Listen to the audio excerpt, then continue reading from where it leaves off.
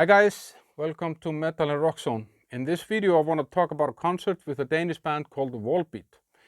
So I saw them here last week in Prague, and I wasn't going to go and see them. I had to take one for the team because my girlfriend has been dragged into a lot of stuff that she doesn't like, concerts that I want to go to and she doesn't want to go to, but I have an extra ticket and she has to come. So I took one for the team and I went to see Volbeat with her. Volbeat were formed in Copenhagen in 2001, and they have 8 albums out. The last one came out last year, and they're kind of touring that album. Servant of the Mind is the name of the album. And they kind of play a fusion of rock and roll, heavy metal, kind of rockabilly, country rock somehow. I had seen them twice before. I saw them open for Metallica in 2007 or 8, but I was a little bit too drunk on that gig to remember anything. And then I saw them in a festival, but I didn't really remember them very much. I kind of remembered them as a heavy metal band.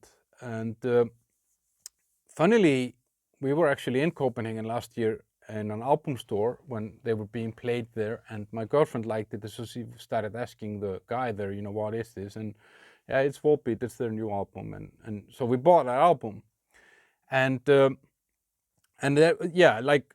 I liked some of that album because it's kind of heavy stuff, but when I started listening backwards to some of their stuff before we went to this concert, I was like, oh no, a lot of this is not for me. But I think it had a big impact on this concert, how their music has kind of changed, because they started out very heavy metal and then they went into this kind of rockabilly stuff, and then they got back heavier now with the latest album, and I'll tell you about that when I talk about the concert. But so the band is 4 guys. It's Mikael Poulsen, who is kind of the guitarist and vocalist, and he writes, I think, all of the music or most of it. John Larsen, who's the drummer, and those 2 guys are the only original members of the band. And then bassist is Kasper Boye Larsen, and then there is an American guy from New York on guitar, Rob Capgiano.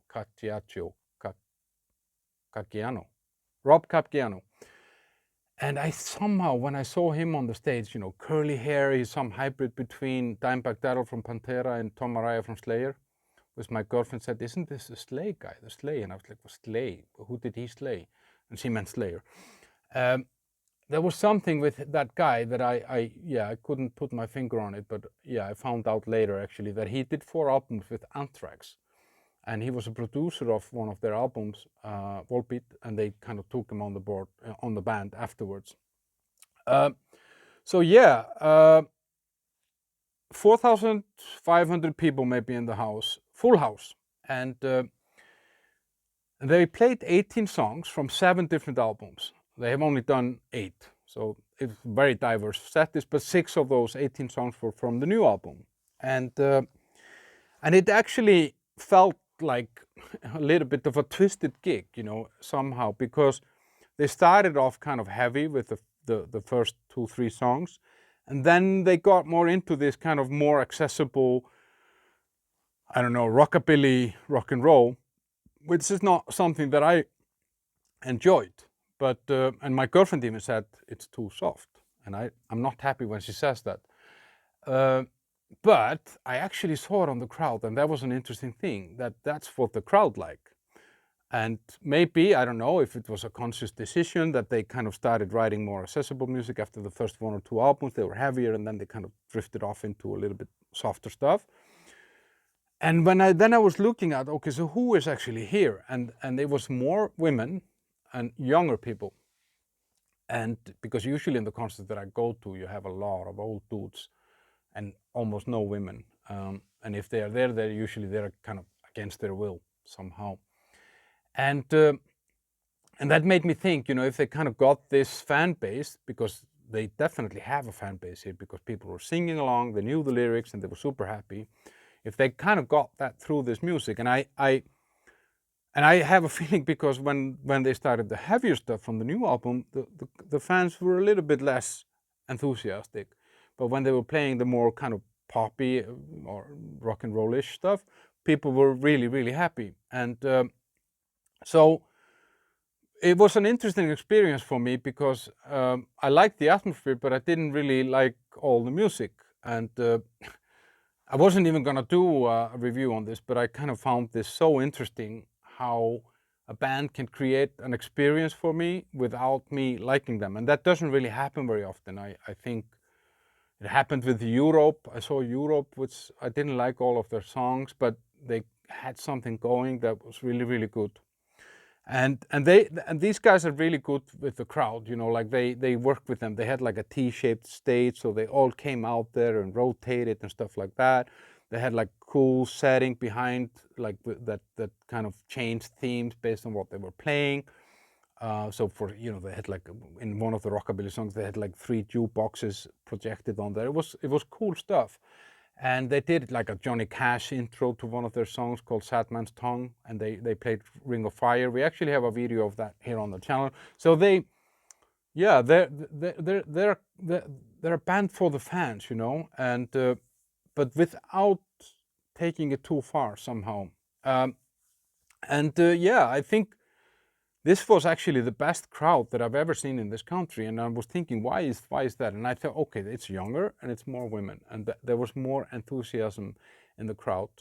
And with having younger crowd in the Czech Republic means better English skills, and that means that a band like this band can interact better with the crowd. So it really, really was a different experience than from what I have here usually. So yeah, the show was cool. They also brought on something called CC Bottoms, with like 2 people dressed like CC Top with beards and sunglasses, and then one of them plays the sax and one of them plays the piano. That was a nice extra touch, you know. And yeah, and they all came out to the T stage, so you had a really close up and kind of intimate feeling about this band. And you can see some of our videos here on the channel from the concert of full songs. It was really cool how they used the stage to kind of give everyone the best possible experience. And so I don't know, I'm gonna give this band or this gig 8.5 out of 10, and I think that's a really good rating, considering that it was only about like 6-7 songs that I liked. The rest I was like, I don't like this song, but I like the atmosphere and I like this band. There is a lot to like about this band. They're all very professional, all very good musicians. That's obvious. And I was curious about this. Why did they, what did they change the music? Why did they go softer, you know, as she said? And then I read an interview with the singer, Mikael Poulsen, and he said that he doesn't really have a genre that he kind of tries to fit his music into. He just writes whatever feels right for him, and it becomes their music. And I respect that, and I think, you know, it has definitely paid off for them. I mean, these guys are big, they're touring the world, and they have definitely kind of created their own identity somehow. It might not be mine or what I like, but it works for sure. So the pros of this gig were, you know, it was good atmosphere.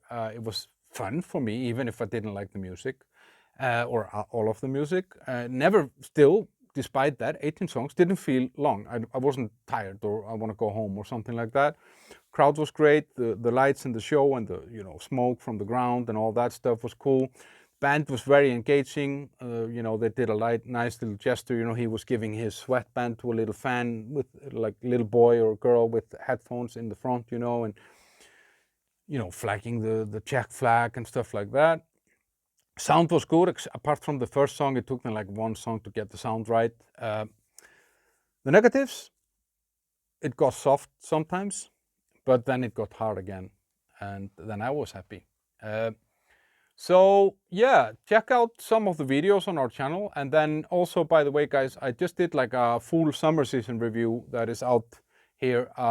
We took 59 bands that we saw in the summer and rated them and chose the best ones, the worst ones, and the ones that were the biggest surprise. And that's like, you know, Guns N' Roses, Metallica, Iron Maiden, Slipknot, Gojira, Scorpions, Whitesnake, Eric Clapton, Rolling Stones.